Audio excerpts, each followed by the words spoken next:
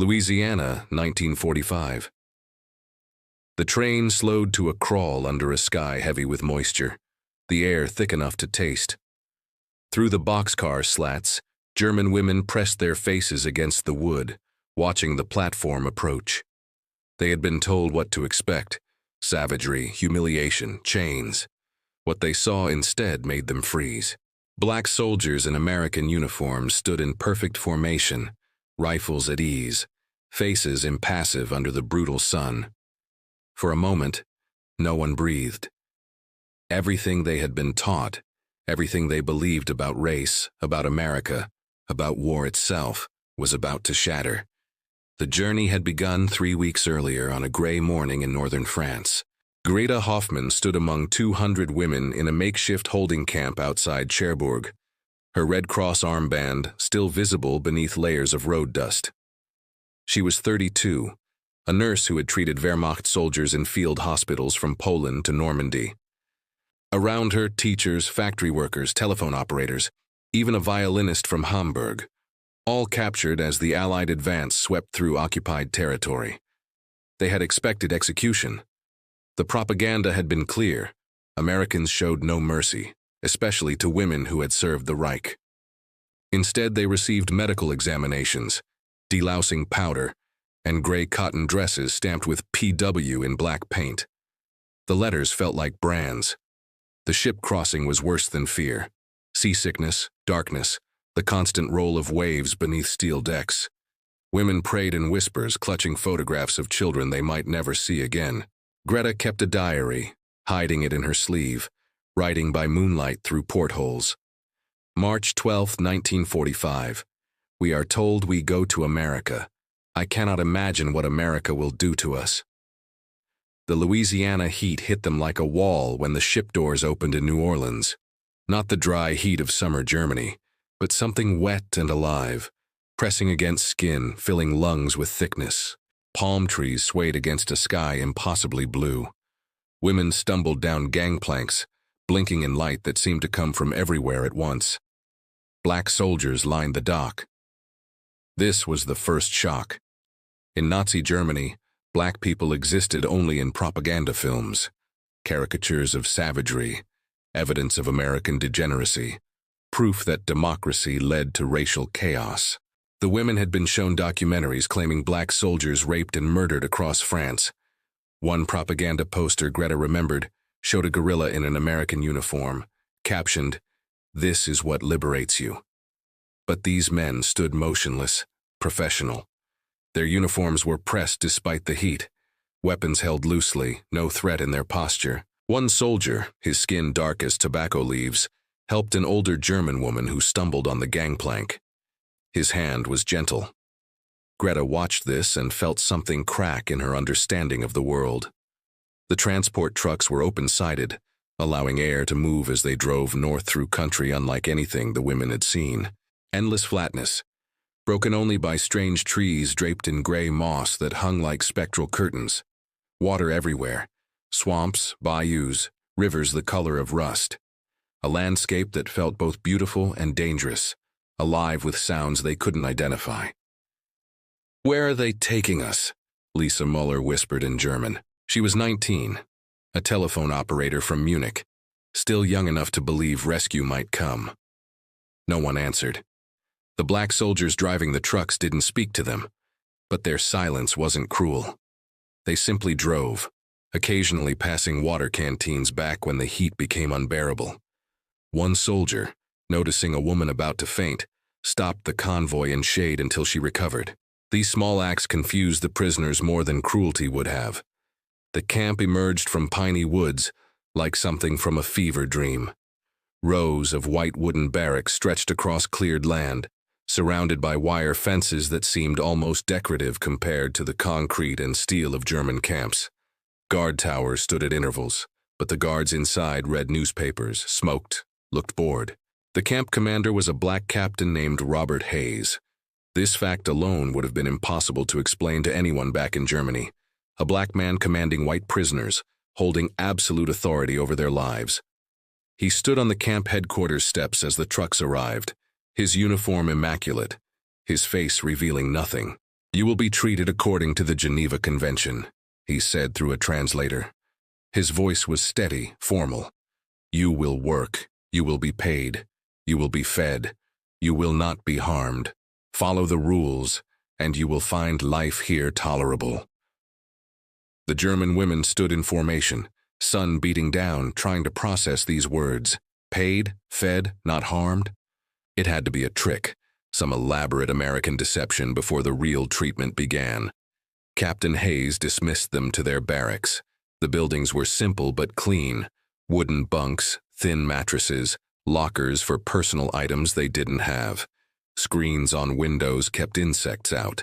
Fans moved air, though the heat remained oppressive. In the corner of each barracks, a radio played American music. Big band jazz, voices singing in English about moonlight and romance. This is how they break you, an older woman named Frau Kessler muttered. With comfort, with kindness, then comes the punishment. But the punishment never came. Morning came early. 5 a.m. roll call in the compound yard, mist still hanging in the trees, the world gray and soft before the heat arrived. Black guards counted the women with methodical precision, then directed them to the mess hall. This was where the second great shock occurred. The mess hall was a long wooden building with screened windows and rows of tables. Women filed in, expecting watery soup, stale bread, the starvation rations that defined wartime Europe. Instead, they found trays loaded with scrambled eggs, bacon, toast, butter, coffee with real cream. Greta stared at her plate as if it might vanish. Around her, women sat frozen, afraid to touch the food. One woman began to cry silently, tears cutting lines through the dust on her face. A black soldier serving the line noticed their hesitation. He spoke no German, but his gesture was universal. He mimed eating, smiled slightly, moved on to the next woman. Permission granted. The women ate like they were trying to remember what it meant to be human. Some became sick from eating too fast after months of near starvation. Others ate slowly, deliberately, each bite a small ceremony. The bacon was salty, rich with fat. The eggs were hot and soft. The coffee was bitter and perfect. In Germany, people were eating potato peels and sawdust bread. Here, prisoners ate better than German civilians. The work assignments came after breakfast. Some women were sent to the camp laundry, others to the kitchens, still others to maintenance crews. The labor was real but not crushing. 8-hour shifts with breaks. Water provided constantly because of the heat. Supervisors who corrected mistakes without cruelty. And everywhere, black soldiers, guarding, working, living alongside the camp in their own barracks. The women watched them obsessively, trying to reconcile propaganda with reality. These men played baseball in the evenings, their laughter carrying across the compound. They wrote letters home in the shade of pine trees. They sang while working, harmonies that seemed to come from somewhere ancient and profound. One soldier carved wooden toys during his breaks, horses, dogs, tiny birds with wings spread wide. Nothing matched what the women had been taught. Greta made a friend among the guards. Not truly a friend, boundaries remained, but something like mutual respect. His name was Sergeant James Wilson, a man from Georgia with hands scarred from farm work and eyes that seemed to see more than he said. He had fought in North Africa and Italy before being assigned to guard duty, recovering from wounds that left him with a slight limp. He caught her writing in her diary one evening, sitting under a pine tree while fireflies pulsed in the gathering darkness. "You documenting our cruelty?" he asked, his voice carrying a note of humor. Greta looked up, startled. Her English was limited, but she understood the tone. "No cruelty," she said carefully. "That is the problem." Wilson sat down on a nearby bench, not too close, respecting the invisible line between guard and prisoner. "What did they tell you about us? About black folks in America?" She hesitated, then decided truth was safer than lies. "They said you were not human, dangerous, that you would rape and murder?" Wilson finished. His voice was flat, tired, as if he'd had this conversation before. "Yeah, we heard what y'all were told. But it's not true." "No, ma'am, it's not true." They sat in silence for a moment, listening to the night sounds. Crickets, distant voices from the camp, the whisper of wind through pine needles. Why do you guard us? Greta asked. Why not white soldiers? Wilson's laugh was short, bitter. White soldiers for white prisoners, they figured. Black soldiers for the ones nobody cares about as much.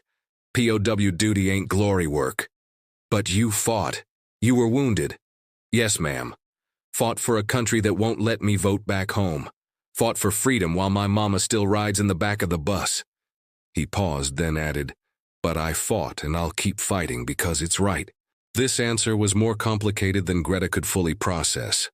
A man fighting for a country that oppressed him, guarding prisoners from a country that had tried to exterminate anyone not pure Aryan. The moral mathematics didn't compute according to any equation she'd been taught. In Germany, she said slowly, they would have killed you, just for existing. I know. And yet you don't kill us.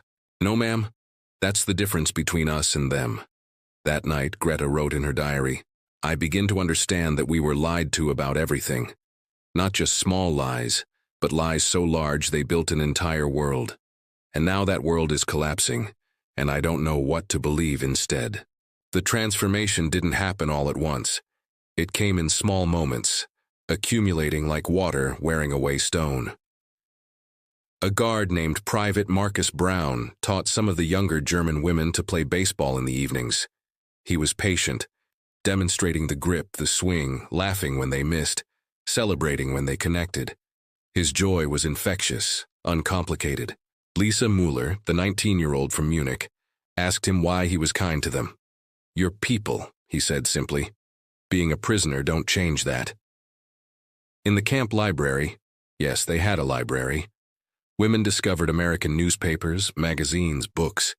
They read about the concentration camps being liberated, saw photographs their minds initially rejected.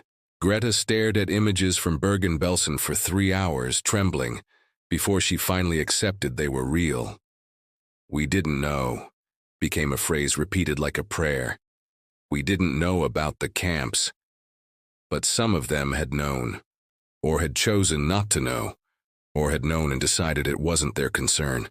The guilt settled over the barracks like humidity, heavy, inescapable, exhausting. The black soldiers never lectured them about it, never gloated. They simply existed, going about their duties with quiet dignity that served as its own lesson. These men who had every reason to hate because of Germany's racial ideology, because of America's own racism, chose instead a kind of professional compassion. One evening in late May, a terrible storm rolled through Louisiana. Thunder like artillery fire, lightning that turned the world white, rain so heavy it seemed the sky was emptying all its contents at once. The barracks leaked. Women huddled on their bunks, some whimpering, remembering bombing raids.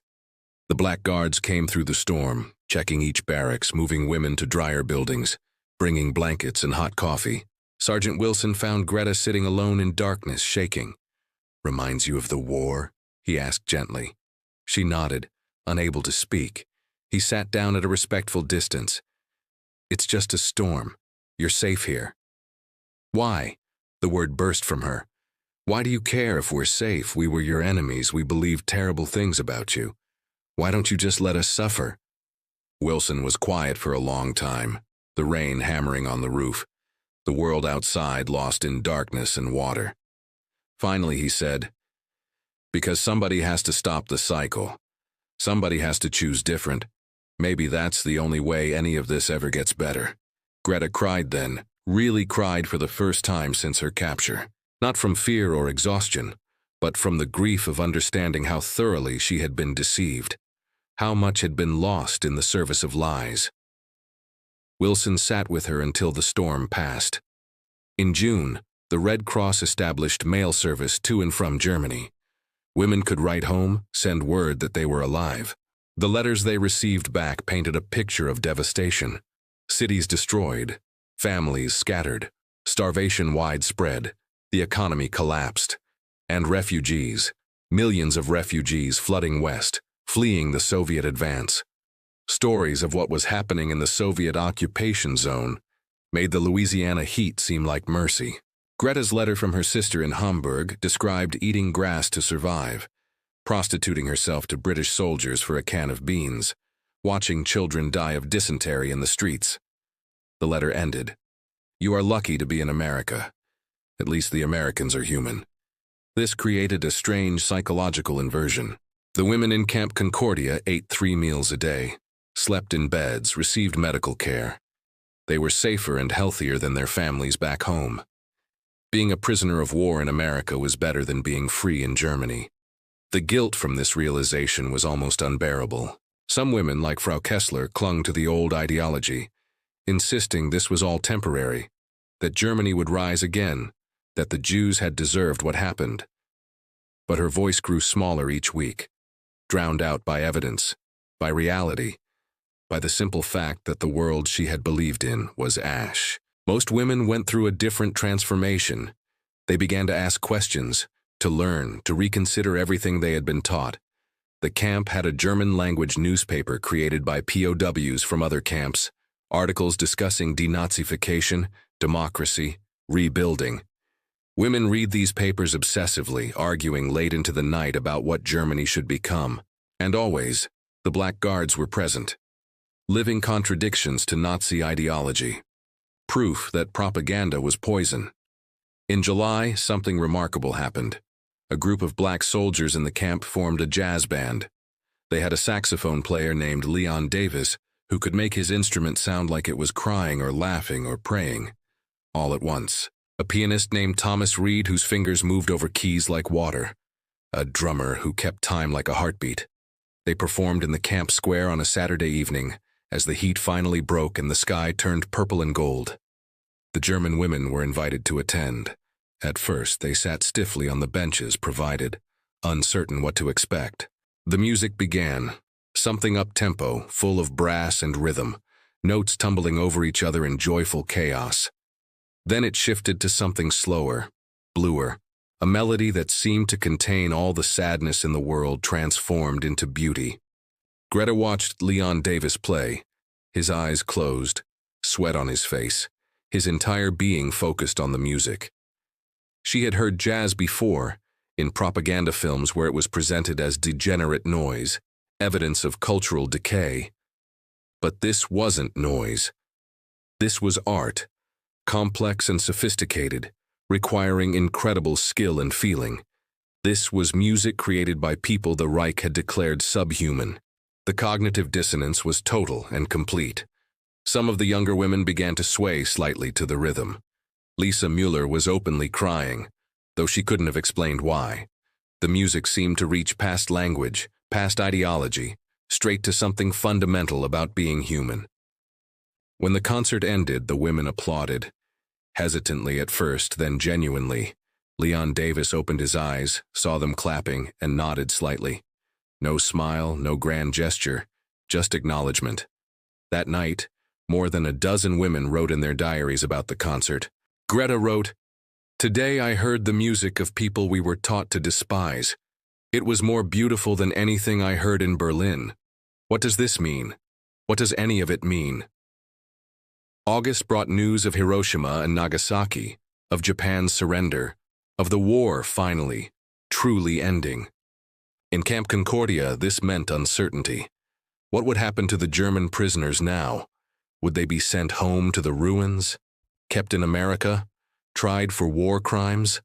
The anxiety rippled through the barracks. Some women hoped to stay, afraid of what waited in Germany. Others desperately wanted to return despite everything, to find family, to start rebuilding. Captain Hayes called an assembly in the camp square.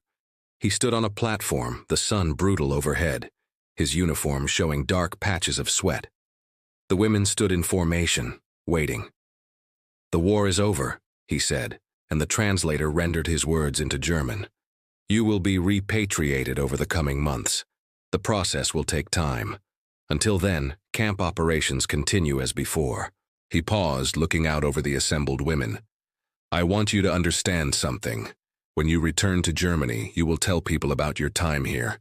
Some won't believe you. Some will say you're lying or that you've been brainwashed. But I need you to tell the truth anyway." The women listened, silent. "Tell them that black soldiers guarded you and did not harm you.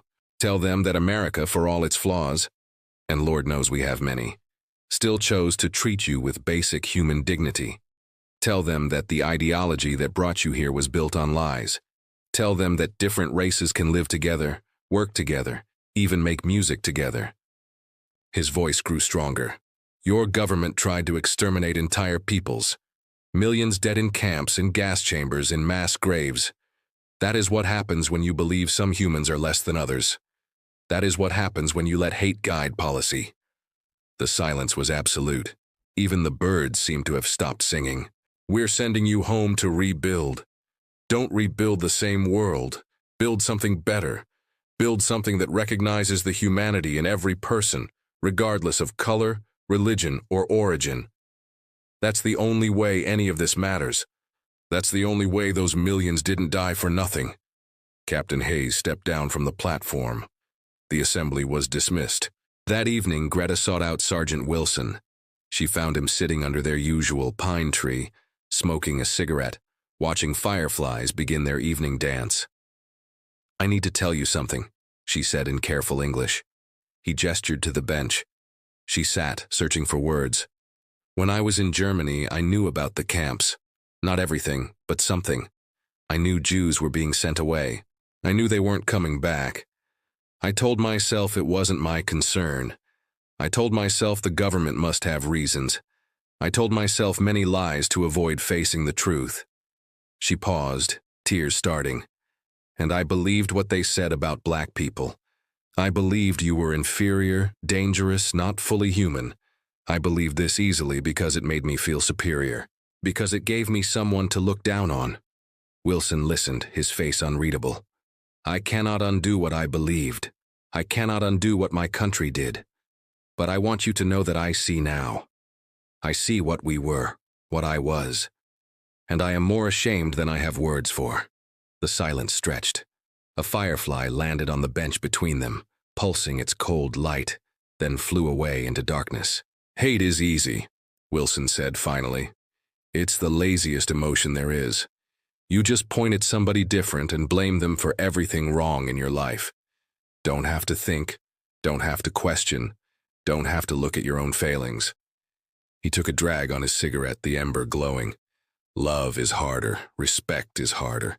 Seeing the humanity in everybody, even people who don't look like you, that takes work. That takes courage." "Do you forgive me?"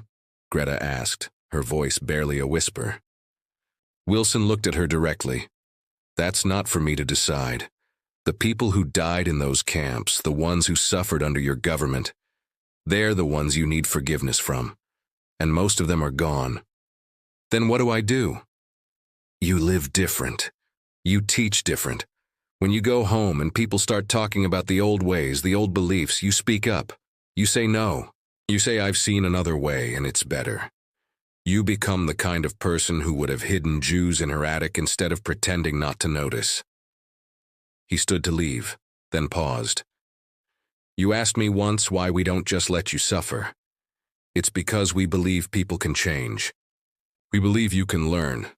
We believe that even after everything, there's still a chance to build something better. Don't make us wrong about that." Repatriation began in October.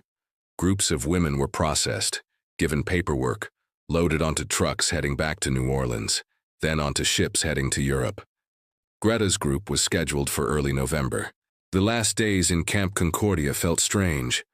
Women wandered the compound, trying to memorize it, understanding they were about to leave safety for chaos. Germany was a destroyed nation occupied by foreign powers, its cities rubble, its economy collapsed, its future uncertain. On the final evening, many of the guards and prisoners gathered in the camp square. There was no official ceremony, just people saying goodbye. Some women shook hands with their guards. A few hugged. Most simply nodded, acknowledging what had passed between them. Lisa Mueller approached Private Marcus Brown, the soldier who had taught her baseball. She had learned enough English to say, "Thank you for showing me kindness." He smiled. "You take care of yourself over there. Build something good." Greta found Sergeant Wilson one last time.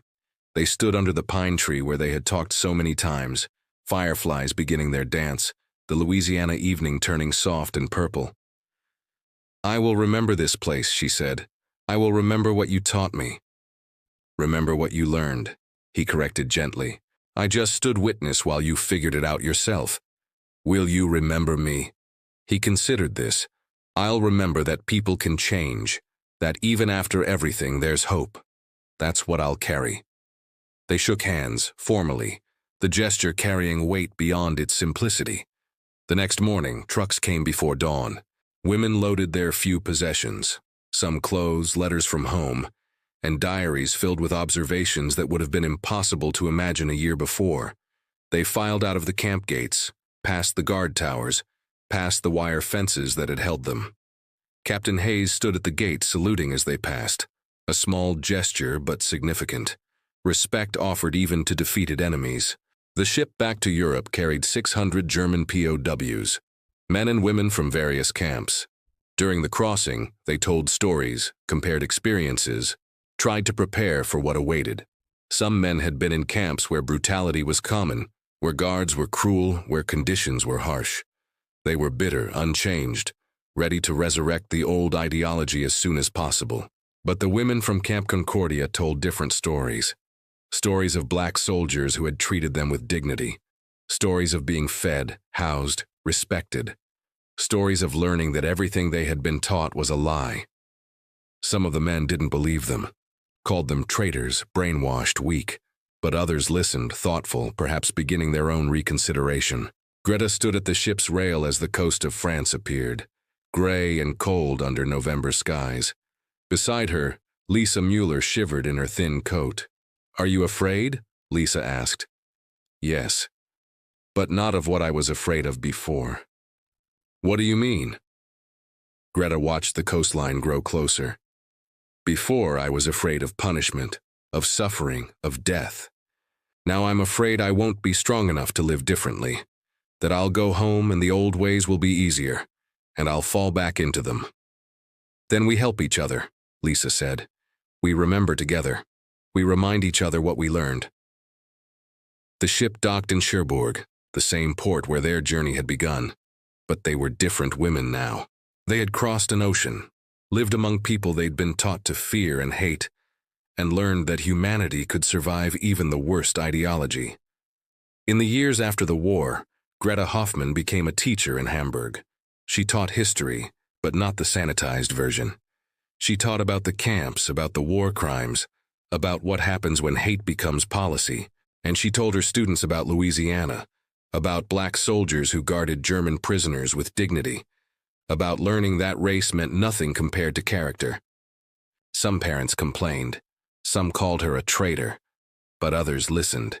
And slowly, the next generation began to learn different lessons than their parents had.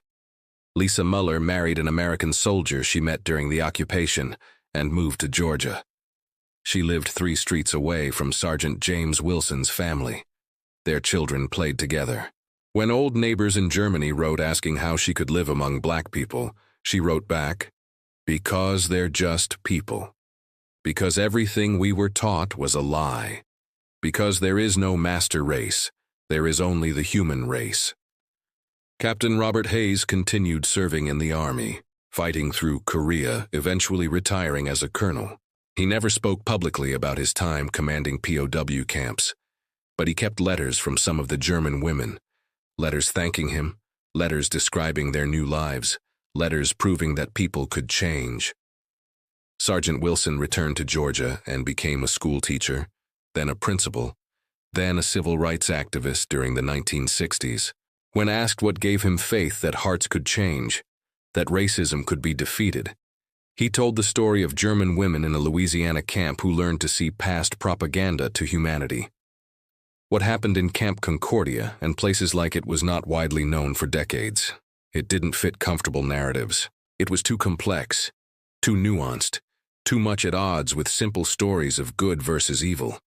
But it was real. German POWs, including women, were held in camps across America during the final years of the war. Many were guarded by black soldiers, particularly in the South where racial segregation meant black troops were often assigned to duties white commanders considered less important. And those encounters between women who had been taught that black people were subhuman and soldiers who showed them dignity anyway, became a small part of denazification. Not the official program of lectures and films, but something more personal. The simple experience of having your deepest prejudices contradicted by daily reality. Historians later noted that German POWs held in America returned home with complicated perspectives. They had seen a country that was simultaneously racist, Jim Crow was in full force, and more equitable than Nazi Germany. They had experienced the contradiction of black soldiers who served a nation that oppressed them, yet still chose honor over revenge. These experiences didn't instantly create anti-racists, but they planted seeds of doubt about totalitarian ideology. They proved that propaganda could be overcome by direct human contact. They demonstrated that even enemies could be treated with basic decency, and that such treatment could transform understanding. The camp where Greta Hoffman spent 9 months no longer exists. The barracks were torn down. The land returned to farming. If you visited the site today, you would see only fields, perhaps a historical marker noting that a POW camp once stood there. But the impact of what happened in that space ripples forward. Every student Greta taught about facing truth instead of comfortable lies. Every child Lisa raised to judge people by character rather than color. Every person who heard these stories and chose to see the humanity in everyone. The German women who encountered Black American soldiers for the first time expected monsters. They found men. They expected cruelty. They found professionalism. They expected confirmation of their prejudices. They found evidence that everything they believed was wrong. And in that gap between expectation and reality, something extraordinary happened. Not dramatic, not cinematic, but real. People changed their minds. People learned to see differently. People chose to build their lives on new foundations. That is the quiet victory that no army can achieve. That is the transformation that happens one person at a time, one conversation at a time, one moment of recognition that the enemy is human too. In the end, it wasn't American military might that defeated Nazism in those women's hearts. It wasn't re-education programs or denazification lectures. It was the simple experience of being treated with dignity by people they had been taught to despise. That is the lesson that echoes across decades. That is the truth that survives when all the propaganda is forgotten. That is the hope that remains when everything else has been destroyed. Humanity is not determined by race, nation, or ideology. It is chosen daily in small acts of decency. It is proven by how we treat those we have power over. It is built by people who, having every reason to hate, choose something better instead. The women who left Camp Concordia in November 1945 carried that lesson home with them, back to a destroyed nation that needed to learn it more than anything else. Some shared it, some lived it, some passed it on to children and grandchildren, and somewhere in that chain of transformation, the world became slightly better than it was. Not perfect, not redeemed, but better, and better is enough to build on.